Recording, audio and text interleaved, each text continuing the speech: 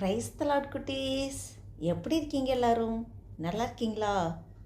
நான் தான் சரிதா ஆண்டி பேசுகிறேன். சரிதா கேட்டு சிசி சேனலுக்கு உங்களை எல்லாரையும் அன்புடன் வரவேற்கிறேன். எல்லோரும் கதை கேட்க ஆவலாக இருக்கீங்களா? நேராக கதைக்குள்ளே போகலாமா? ஓகே. ஒரு பெரிய காடு, பெரிய காட்டில் ஒரு மாம்பழம் மரம் இருந்துச்சு. ஓகேங்களா? அதில் 2 மாம்பழம் ஒன்று மாம்பழம், ஒன்று மாங்காய். இங்கே பார்க்குறீங்களா பிக்சரில்? ஒன்று மாம்பழம், ஒன்று மாங்காய். இந்த மாம்பழம் நல்லா பழுத்திருக்கனால அந்த வாசனை, அந்த காடு ஃபுல்லாக அழகாக அந்த வாசனை மணம்னு வாசனை அடிச்சுது. அந்த மாம்பழத்துக்கு தன்னை குறித்து ஒரு பெரிய பெருமை, அகந்தை, கர்வம் எல்லாமே இருக்குது. அதுக்கு என்னென்னா, நான் தான் அழகாக இருக்கேன், வேறு யாரும் அப்படி கிடையாது, என்ன மாதிரி யாரும் கிடையாது அப்படின்னு அந்த மாம்பழத்துக்கு தன்னை பற்றியே ஒரு பெருமை இருந்துச்சு. இந்த மாங்காய் சொன்னிச்சு, நீ இவ்வளோ கர்வமாக இருக்காத, ஏன் நீ இப்படி இருக்க, நீ இப்படி பண்ணுறது சரியில்லை, நீ கொஞ்சம் தாழ்மையாக பேசு அப்படின்னு சொன்னாலும், ஏய் மாங்காய், நீ என்னை பார்த்து பேசுகிற? நீ என்ன இப்படி இருக்க, அசிங்கமாக இருக்க, என்ன மாதிரி அழகு இருக்கா இந்த காட்டுக்குள்ளே? நீ என்னை பேசுறதுக்கெலாம் உனக்கு ரைட்ஸ் கிடையாது, சரியா? நீ வாயை மூடு அப்படின்னு சொல்லி அதை அரட்டிருச்சு. இந்த மாங்காய் ஒன்றுமே சொல்லலை. மாங்காய் சொன்னிச்சு, நான் இன்னும் ஒரு கொஞ்ச நாளையில் உன்ன மாதிரி நானும் பழமாவேன், நீ அதை தெரிஞ்சுக்க. இருந்தாலும் என்ன மாதிரி வருமா அப்படின்னு அது அப்படியே பேசிகிட்டு இருந்தது. இப்படி இருக்கும்போது பாருங்க, இந்த சிட்டுக்குருவிங்க கூட்டுக்குள்ளே இருக்குங்க. அந்த குருவி குஞ்சுலாம் இருக்குது, அந்த தாய் குருவியோட குஞ்சுகள்லாம் இருக்குது. இந்த தாய் குருவி சொன்னிச்சு, கண்ணுங்களா, நான் இந்த காட்டுக்குள்ளே போய் இறை தேடிட்டு வரேன், உங்களுக்கு தேவையானதை ஏதாவது நான் பார்த்து கொண்டு வரேன், செல்லங்களா பத்திரமா இந்த கூட்டுக்குள்ளே இருக்கணும், சரியா அப்படின்னு சொல்லிட்டு இந்த தாய் குருவி பறந்து போணுச்சு. தேடி தேடி பார்த்துச்சு. ஒரு நல்ல வாசனை அடித்தது.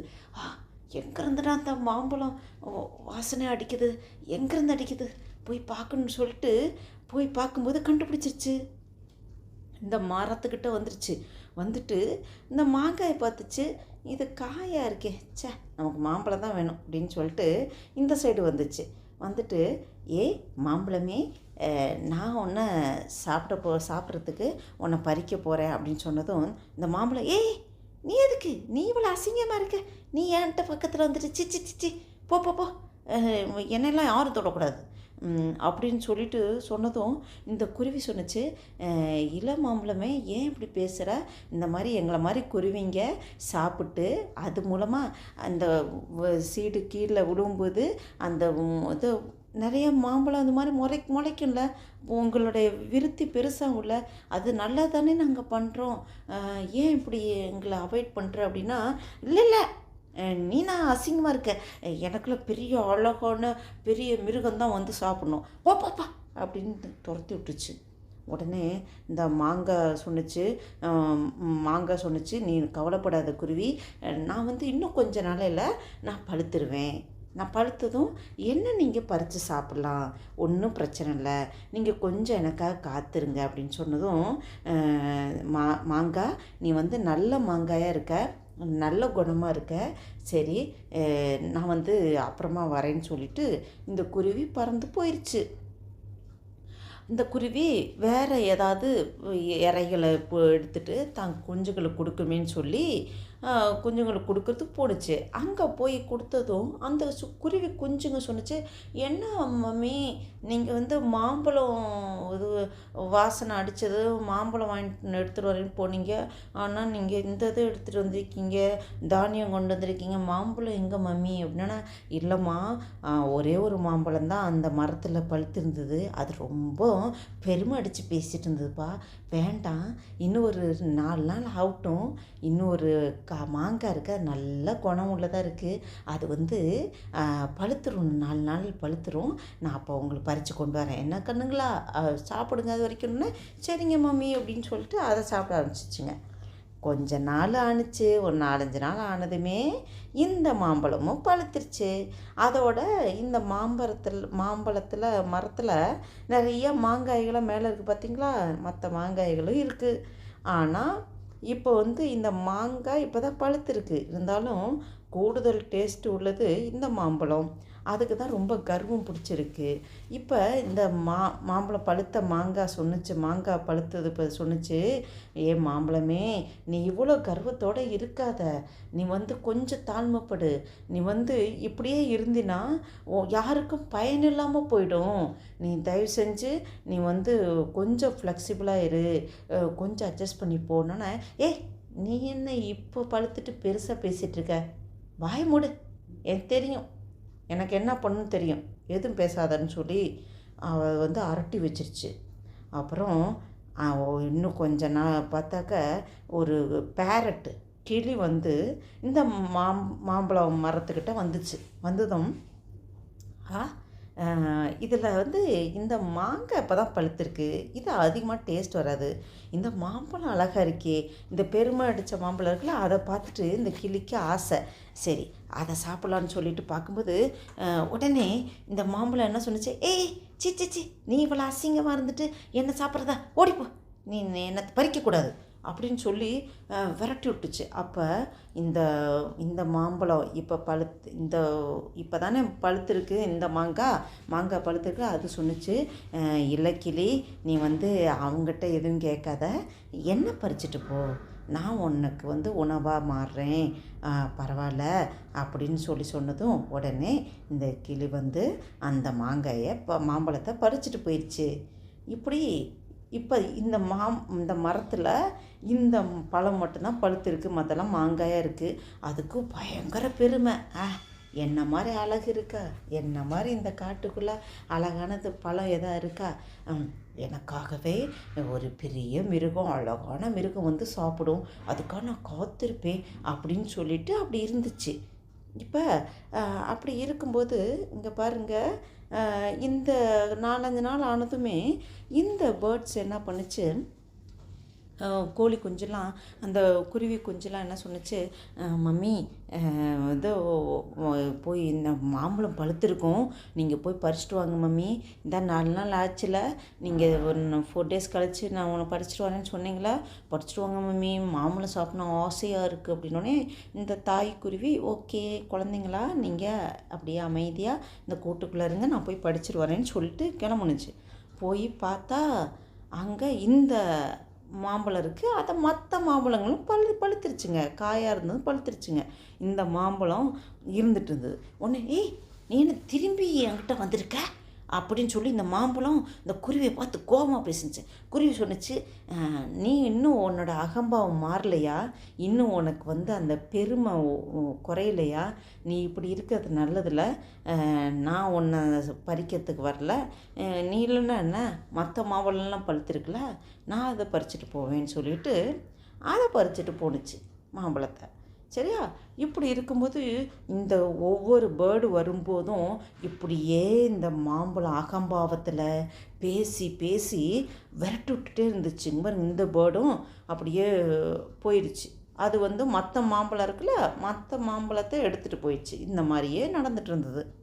இருக்க என்னாச்சு, இதுக்கு இந்த காட்டில் என்னை சாப்பிட்றதுக்கு ஒரு அழகான மிருகமே இன்னும் இல்லையோ, அதுக்காக நான் காத்திருப்பேன், வரட்டும், இந்த அசிங்கம் பிடிச்ச பேர்ட்ஸ்லாம் வந்துக்கிட்டு நம்மளை டிஸ்டர்ப் பண்ணிகிட்ருக்கு, சே என்னுடைய இது என்ன, என்னோடய அழகு என்ன, என்னோடய பெருமை என்ன, இதுங்களுக்கெல்லாம் தெரிய மாட்டேங்குதுன்னு சொல்லி அது அகம்பாவத்தில் இருந்துச்சு.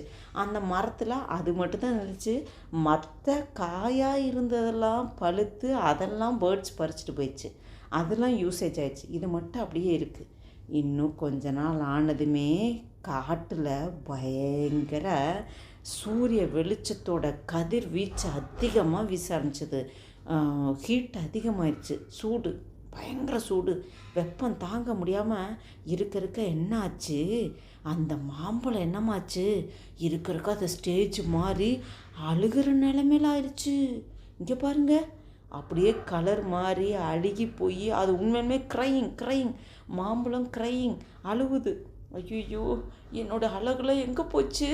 என்னோட அழகுலாம் எங்கே போச்சு? ஐயோ, அசிங்கமாக ஆயிட்டு வரனே. ஐயோ, என்னை யாரும் சாப்பிட்றதுக்கு இல்லையா? ஐயோ, என்னை காப்பாற்றுங்க, யாராவது என்னை பறிச்சுட்டு போங்க அப்படி இப்படின்னு கெஞ்சிக்கிட்டே இருக்குது. அதுக்கு தன்னுடைய அகம்பாவம், பெருமை, அதுக்கு மன்னிப்பு கேட்கல. அது தன்னை இன்னும் சாப்பிடலையே, நம்ம அழகு இல்லாமல் போயிட்டுருக்கமே தன்னை அப்படின்னு சொல்லிட்டு அது அழுதுட்டுருக்கு. அந்த டைமில் இப்படி இருக்கும்போது ஒரு காக்கா வருது, அந்த சைடு அண்டங்காக்கா வருது. அந்த சைடு வந்ததும் உடனே அந்த மாம்பழத்துக்கு பக்கத்தில் வந்ததுமே இந்த காக்கா வந்ததுமே, காக்கா காக்கா நீ என்னை பறிச்சுட்டு போ, நீ சாப்பிடு, நான் நல்லா உனக்கு டேஸ்ட்டாக இருப்பேன் அப்படின்னு.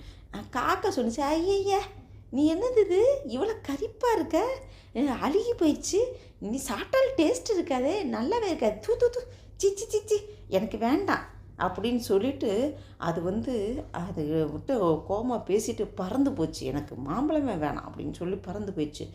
அது போனதுமே இந்த மாம்பழம் அவ்வளோதான், அதோட ஸ்டேஜே மாறி போச்சு.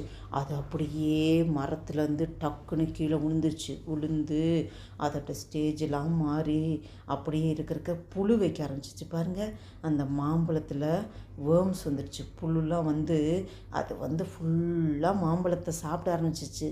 புழுக்கு கடைசியில் இந்த மாம்பழம் இறையாக போயிடுச்சு. பார்த்தீங்களா பிள்ளைங்களா? அகம்பாவம், கர்வம், ஆணவம் இந்த மாம்பழத்துக்கு இருந்தனால எவ்வளோ இதோட பின்விளைவு பார்த்தீங்களா? இந்த தன்னை பெரிய மிருகம், அழகான மிருகம் சாப்பிடுன்னு சொல்லி தன்னோட அழகில் அப்படியே மயங்கி கிடந்த அது கடைசியில் எதுக்குமே புரோஜனம் இல்லாமல் வேர்ம்ஸ் புழுக்கள் அந்த மாம்பழத்தை சாப்பிட்றதா ஆயிடுச்சு. பார்த்தியா? இதுதான் நம்ம வேதத்தில் ஒன்று பார்க்குறோம். நீங்கள் பார்த்தீங்களா இந்த ஸ்டோரியில்? இப்போ ஸ்டோரியில் உள்ளதான் நம்ம வேதத்தில் என்ன ஆண்டவர் சொல்லியிருக்காருன்னு பார்ப்போமா? நீதிமொழிகள் 21ஆம் அதிகாரம் 4ஆம் வசனத்திலே, அதாவது ப்ரோவர்ப்ஸ் சாப்டர் 21 வேர்ட்ஸ் 4 என்ன பார்க்குறோம்? மேட்டிமையான பார்வையும் அகந்தையான மனமும் உள்ள துன்மார்க்கர் போடும் வெளிச்சம் பாவமே. அதாவது மேட்டிமையாக, ரொம்ப பெருமையாக, தன்னையே பெரியதாக நினச்சதில்ல அந்த மாம்பழம். அதோடைய எண்ணங்கள் அதுக்கு சரியில்லைல்ல. மற்றவங்கள கிண்டல் பண்ணிவிட்டு, அந்த மாங்காயாக இருந்தபோது அதெல்லாம் கேவலமாக பேசிட்டு தன்னை தான் பெருசாக இது பண்ணிச்சுல. அப்போ அப்படி நினைக்கிறதெல்லாம் பாவமாக மாறும். என்ன குட்டீஸ், நம்மளும் நீங்கள் எப்படியாவது யோசிச்சிருக்கீங்களா? என்றைக்காவது என் ஹேண்ட் ரைட்டிங் தான் நல்லா இருக்குது, அவங்க ஹேண்ட் ரைட்டிங்லாம் சரியே இல்லை, நான் நல்ல மார்க் வாங்குகிறேன், அவள் என்ன சரியாக மார்க் வாங்கல, கம்மியாக வாங்கியிருக்கா, மேம்கிட்ட திட்டு வாங்குறா, நம்ம தான் நல்லா இது பண்ணுறோம் அப்படின்னு தன்னையே பெருமையாக நம்ம நினைக்கக்கூடாது. என்ன குட்டீஸ், புரியுதுங்களா? அப்படி இருக்கிறது ஆண்டவருக்கு பிரியம் இல்லை. அது சின், அது பாவம். சரியா? அப்போ நம்ம எப்பவுமே ஹம்பிள் அவர் செல்ஃப், நம்மளே தாழ்த்தணும். ஆண்டவர் தாழ்மையாக நம்ம நினைக்கும் போது தான் ஆண்டோட கிருபை நமக்கு அதிகமாக கிடைக்கும். சரியா பிள்ளைங்களா? அப்போ நம்ம எதுக்காக இருந்தாலும் நம்ம நல்லா படித்து மார்க் வாங்குறோமா, ஆண்டவருக்கு நன்றி ஸ்தோத்திரம். நம்ம ஹேண்ட் ரைட்டிங்லாம் அழகாக இருக்கா, ஆண்டவருக்கு ஸ்தோத்திரம். ஆண்டவருக்கு எப்போவுமே ஏசப்பாக்கு நன்றி சொல்லணும். நம்மளே பெருமையாக நினச்சி நம்ம நல்லா பண்ணுறோம், நம்ம நல்லா எழுதுகிறோம், நம்ம நல்லா குட் ஹேண்ட் ரைட்டிங்காக இருக்குது, நம்ம நல்லா மார்க் வாங்குகிறோம் அப்படின்னு நம்மளையே பெருமையாக எப்போவுமே நினைக்கக்கூடாது. என்ன குட்டீஸ், ஓகேவா? இப்போ பெருமையாக இருந்தனால அந்த மாம்பழத்துக்கு என்னாச்சு? கடைசியில் வேர்ம்ஸ் அந்த மாம்பழத்தை கடித்து சாப்பிட்டுச்சுல்ல. எவ்வளோ ஒரு கேவலமான ஒரு முடிவாயிடுச்சு கடைசி முடிவு. அந்த மாதிரி நம்மளோட இது இந்த மாம்பழத்துடைய இதை வச்சு நம்ம ஒரு படிப்பினை நம்ம அந்த மாதிரி இருக்கக்கூடாதுன்னு ஏசப்பா வேலையில் நமக்கு இந்த ஸ்டோரி மூலமாக சொல்கிறாரு. என்ன குட்டீஸுங்களா, நீங்களாம் குட் சில்ட்ரன், நீங்கள் எப்போவுமே ஆண்டவருக்கு நன்றி சொல்லுங்கள். ஹம்பிள் யுவர் செல்ஃப், நம்மளே தாழ்த்தணும். நம்மளை தாழ்மையாக நம்ம வச்சுக்கும்போது ஆண்டவர் நம்மளை இன்னும் அதிகமாக எடுத்து பயன்படுத்துகிறோம். ஓகே குட்டீஸ், ஓகே, நம்ம நெக்ஸ்ட் வீடியோவில் பார்ப்போம். Take care, bye bye. Saritha KDCC சேனலில் அடிக்கடி வீடியோ போடுவேன். ஆக்ஷன் சாங் இருக்கும், ஆப்ஜெக்ட் லெசன் இருக்கும், மெமரி வேர்ஸ் டீச்சிங் இருக்கும், நீங்கள் என்னோட எப்போவுமே ஜாயின்ட் ஆயிருங்க. நீங்கள் சேனலை சப்ஸ்கிரைப் பண்ணணும்னா சப்ஸ்கிரைப் பண்ணிக்கிங்க. ஆண்டவர் உங்களை ஆசீர்வதிப்பார். ஓகேவா? பாய் பாய் சில்ட்ரன்.